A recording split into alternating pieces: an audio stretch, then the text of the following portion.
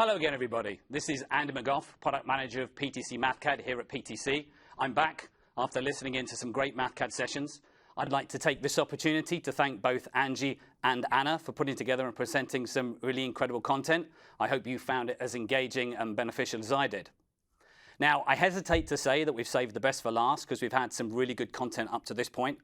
But we at the Mathcad team endeavor to make the best engineering calculation application that we can so you, our customers, can record your incredible engineering. And to that end, I'd like to introduce our honored guest, PTC Mathcad user Daniel Bo Olesen of OC Engineering, to talk to us a little bit about what he does at his company and how he uses Mathcad to help him.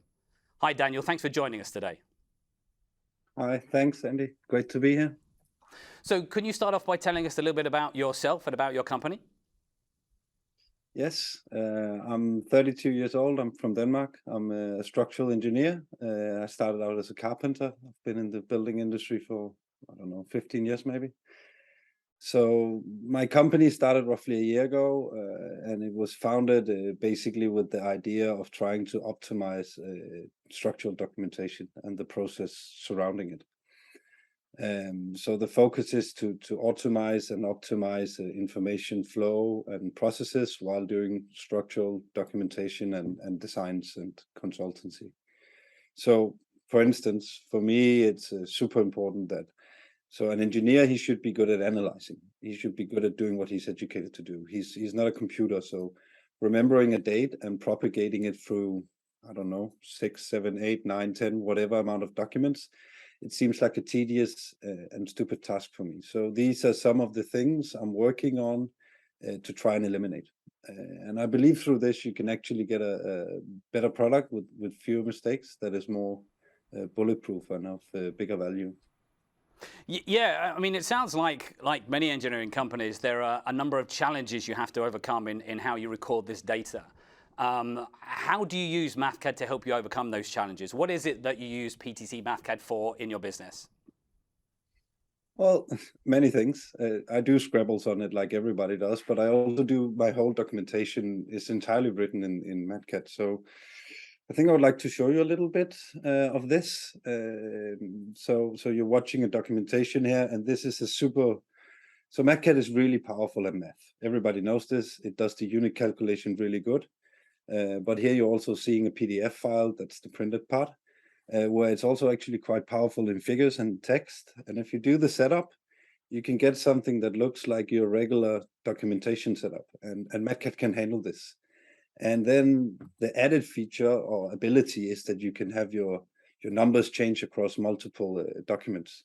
And in a documentation that's both developing and changing throughout the design process, I find this super critical, really important, and super nice. Yeah, it sounds like, and it looks like you're using some really impressive and comprehensive documentation features. How important do you find that, not just for you, but for your stakeholders, to be able to record this kind of engineering design detail in a format that's readable and usable? Well, I believe it's super important, both for me as a person. I like to deliver a good product. But also for the sake of the safety and the buildings, it's super important. And the clients, they expect a high-end product when they pay for something that's, well, relatively expensive, depending on how you compare. So I would say, considering my documents, they often consist of, like a documentation would be 6 to 8 documents. A lot of information is repeated, and that's the key in this. So for instance, sections in one document has to be propagated into another document where you're documenting what kind of sections you have and what level of quality assurance they are, for instance. And I've built a system for this in Mathcad. And to give you an idea of how I control this, I would like to show you a little bit how I construct my templates in more detail. So what we're looking at here is a basic structure of the information flow in a project using these Mathcad templates. So first of all, you have project information, project changes, setup of sections. And all of this is just basic information in the project. It's added into a central master sheet. You could call it a database. In this case, I'm using Excel. And then this information is flown into separated files. And these files are then showcased in the final Mathcad templates. So you can control your information in a centralized hub across multiple documents. So sections would be sections and objects would be larger things. So this here is like a typical file folder I would have. So you see I have roughly 7 to 8 documents consisting, that being the documentation. There's the master sheet, which is the collection of the information. And then you have, these are objects. So this would be table of content. This document is developed by a lot of different specific ones, specific objects for the specific things. These are section files. These are all automatically generating using a macro, and then they're linked into the central source, and then they're then put into the Mathcad files. So continuing a bit, we look at, this is the master sheet where you control the information. So you could change the case number here to 2200, let's say, and then all of this information you see here, this is like basic project information used across multiple documents and then pushed into them. Down here you see this is the roles in the project, who did quality assurance, who made it, etc.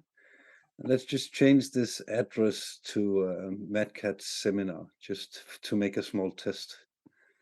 We save the sheet, of course, so information can flow, and then we look in. This is one of the smaller documents. We go in our header here, and you'll see an object here where I update the link, and now you'll see that the information is pushed into this header, and you'll see that it says Mathcad seminar underneath. So, and then the next level of this is the information in the objects. Then you want the sections, the object files. The object files or the section files is basically creating a table of content, and this table here is doing it. It looks a little bit intimidating because it's made to be the maximum volume a documentation can be. So a lot of this is never being used, but in worst case scenarios, you will use some of it sometimes. So this is different documents. All the gray stuff is not going in. And you'll see here in the side to the left, you see it says A22. That would be the specific document. And then you have the section files. So down here we see we have a special case that's not being used, it's grayed out. And then you have the B3 document, the one we just looked at. So if you look at these are all the sections in this B3 document controlled in this one place. And it would be a little bit interesting to try and change a bit in this. So we'll take the bottom here, I'll put them to 0. They change their value to say delete me in Danish. And then this information is then pushed into Mathcad when I do the updates. So what you'll see here is when I scroll down to the bottom and I find this section files, this is relatively blank, this document for now. Then I choose them and I update them, and then it says delete. So this is an idea of deleting instead of creating, because it's a template. And then you know to delete it. Of course, you could say in some cases, maybe you would want to try and change the section numbering. So looking at how you change the section, this is 231 now. So changing the section numbering, you could just go in here and then you add like a custom number. The idea being that it's in one place, so you don't have to look across documents to change it. The title, instead of saying list, let's add a test to it just to see how this works. We'll choose the object again, and then we'll update it, and you'll see how it updates here. And the powerful thing in this is that you can then reuse the information. So we go to the table of content, and then we try and update that, and you'll see how the section changed and the title also changed. So all of a sudden you have information you can use across multiple documents, and it's controlled only one place. So it's the essence of a database, but put into a calculation template. And here you just basically see how this is built in Excel, and it's just lookup functions and some filter functions. It's relatively simple if you know Excel. Yeah, so that's a little bit how I do this. That's really interesting. I mean, we create the product and we put functionality into it based on use cases that we think are going to be interesting and important. But it's not until we get the product into the hands of users like you where we really find that you expand those use cases. Some of these things that we would never have expected it to be used in that way, but it turns out it's really usable. So that's really great to see that kind of feedback. Outside of the documentation aspect, what other features of Mathcad do you find are really important to you? What makes Mathcad the engineering calculation application of choice for you? Well, many reasons, pros and cons always. I would say the reason why I started using Mabel early in my study days, but I found it, to be honest, yeah, it's a good software, but it's a little bit tedious putting up a calculation that looks the way I want them to look. So I discarded that pretty fast, and also the units calculator is a bit tedious to use. So Mathcad's unit calculator is super fast, so you can make it like a hand calculation in no time. And then, well, I'm an Excel guy. I love Excel, but it's for different things than engineering calculations, if you ask me. Quite often I've seen 10 to the power 3 mistakes. And so Excel is powerful, but for documentation, I don't believe it's that powerful. And the quality assurance of an Excel sheet can be super tedious. You almost have to do a parallel calculation. Whereas in Mathcad, you more or less get what you read. So unless you have a lot of hidden programming, then you get what you read, which is, for quality assurance, if you ask me, it's the way to go. And then lastly, I've also been touching a bit of doing things in Word, and yeah, it's good for text, but for math, it's terrible. When you make a change, you have to propagate it through all the equations, and it's yeah, I never became a fan, to be honest, not when doing math. So, and this is where Mathcad comes into the picture. It's a beautiful hybrid. It can do both, and that combined, it just makes it into a really powerful tool, in my opinion. To talk a little bit specific about some features as well in Mathcad that I really enjoy, I think combo boxes is probably one of my favorite new features. Here you're seeing like a wooden strength calculation, where I'm changing the strength from 18 to 30. This is the bending strength. And then you'll see that this table in the bottom, which is basically just augmented, it creates new calculations for the strengths. So these are load variations. So in wood, you calculate in different durations, and this is the humidity, also using the combo boxes. And this makes for a lot of combinations in the wooden strength. So setting this up gives you a powerful way of using wooden strength with combo boxes. This is another example. This is in relation to bricks and the mortar strength. So here it's a lot of setting up what kind of brick and in what relation it is. This is all given in the Euro codes, but there you have to look at a lot of tables. And in these tables, you then look up, and if you made this choice, then you make this choice, and then you make this choice, and then eventually you get the strength. Here you choose 7 drop downs after doing this programming, and then you have the strength. So, and this is just else if. This is just, if this happens, then do this. If this happens, then do this. And it's string based, so it's terrible programming ethics and stuff like this, but it works. So this I found super powerful for getting. I use these in my calculations to define strengths, and then I can adjust for scenarios really fast. So another example would be programming vectors, matrices, and also plots. So what you're seeing here, this is a elastic distribution of forces in a connection, and what it basically does is it's using vector calculations a lot. Then it's using submatrices that you see over in the side, and it's a bit bulky, to be honest, but it does the trick. And then in the end here, what you see, this is a sum table. So here I'm using a global definition saying how many of the extremes do I want to show of this? Because obviously, if you have 40 points in a connection, you only want the extreme values. So then you get the table you want, and in the side here, you then have the full calculation. And in the bottom, you get a max function and get the maximum load on the connection. So another one, this is a little neat one with vector and matrices as well, but a bit more focused on doing bulk calculations. So when working with wood, you have different durations. different strengths, different moistures, and you even have different calculation cases. So in this case, these are poles we're calculating. Some of them have to be calculated as a beam, and some of them have to be calculated as a column. So I do some programming to figure out which case is which in each of the calculation cases. And this one, I gave this an input of roughly 40 different cases, 30, I think, maybe. And then you see a lot of utilizations here. These are just basic math saying what's the max value of these arrays down here, which is all utilization in different ways of calculating the stuff. So this way, without you being able to figure out what is the worst utilization to begin with, you just write the math, put in the numbers, and you don't care if you put in 5 or you put in 30. Once the machine is set up, it will find the max value. And this is yeah, I love this. I love this because sometimes it can be hard to see, especially when calculating in wood. So a last one, this is a little bit funny. So let's say I change this height. This is a wind calculation of a building. So we change the height to let's say 20 meters. Then what you'll see in the bottom is this figure, it updates. So that's because in the Eurocodes, depending on the building geometry, you have 3 different main cases.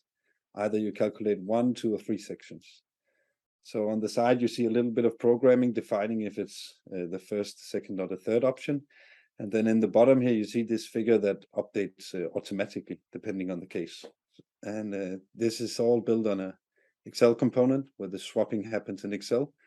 And then I just give it an input of 1, 2, or 3 into Excel, and then it changes it automatically.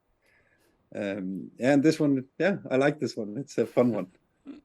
I mean, it's really nice that you use the whole breadth of Mathcad functionality, right? There's a lot of documentation, a lot of math, and a lot of integration, a lot of pulling inputs and objects in from externally, and that's really interesting. But of course, we could always do better, right? There's a lot of functionality that you're using in Mathcad, but there's more we can add.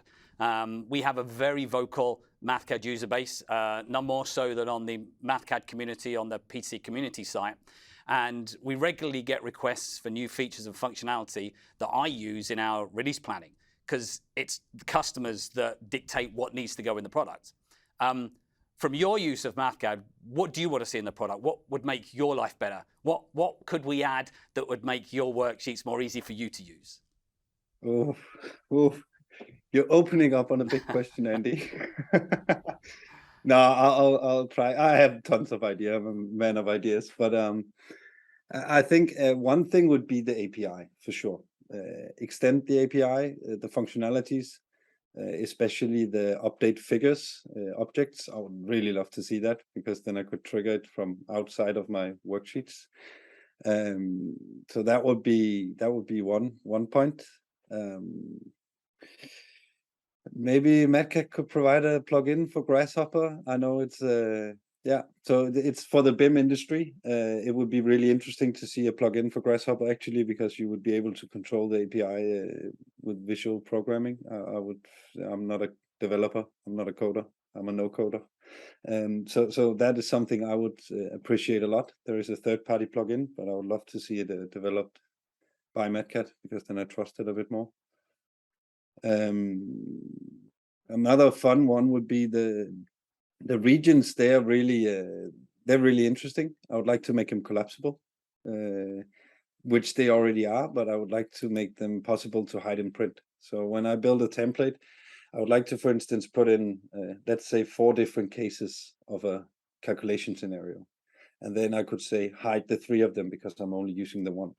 And in the printout, I would like that to be hidden because my client doesn't need to see that. Another one would be bookmarks or similar string definition, like being able to say, for instance, the case number goes into a text piece, and then you can't see that it's a definition. So you can like make a little bit more advanced templates, I would say, where you control the information also in your text pieces. It could be pulled from, I don't know, SharePoint, SQL, SQL, Excel, whatever. I think, and then also a possibility maybe to clear all the following functions. I see a possibility to clear one function. I would love to be able to say in a document, stop here, clear all functions, continue from fresh. Just so you don't get the redefinitions, especially when you do like when you do loops and when you do like step ranges, then it sometimes messes up a bit and you have to clear it. It would be nice to just clear everything. And then I would say lastly, a possibility to see all defined definitions. So you have it a little bit in your integrations tab already with definitions out of the software, but I would actually just like to see all the definitions in the software. Like, what did I define, and get an overview? Because when you do, well, 50 or 60 pages of calculations, you get a lot of definitions in the end, and it could create a valuable overview, I would say. Yeah, that's not something we've had in Mathcad before, but it would be a really nice option. I would like that in the product. I mean, when I use Mathcad, that would be useful for me. And not necessarily just define definitions. There are other attributes you can set in the worksheet. It would be nice to have a view of where they are in the worksheet. It's good feedback. The API is an interesting one. I don't think I've done a particularly good job in advertising the API to customers. It's very simple, but it's a really powerful way of integrating Mathcad into existing processes, and something we do want to work on. So some great feedback there, and most of those items are things that we're thinking about for future releases. So thank you. Do you have any other thoughts you'd like to share with the audience? I think I've had my time by now. I want to say thanks. I hope I can inspire for some creative use of Mathcad. It's a great software. I love it. It can do many things. And thank you. That's great. I really appreciate you joining us, Daniel. We love talking to customers. It's interesting to hear what you do at the company and how you use Mathcad to do it. So thank you very much. And also, thank you very much to everybody else out there. Thank you to the audience. I really appreciate you joining the virtual conference today. I love nothing more than talking about Mathcad, so I appreciate you listening. If you have any feedback on the conference, don't forget to fill in the closing poll questions. If you have an opportunity to fill in the survey too, or if you have any other questions, please feel free to reach out. So again, thank you very much for joining us today, and enjoy the rest of the day.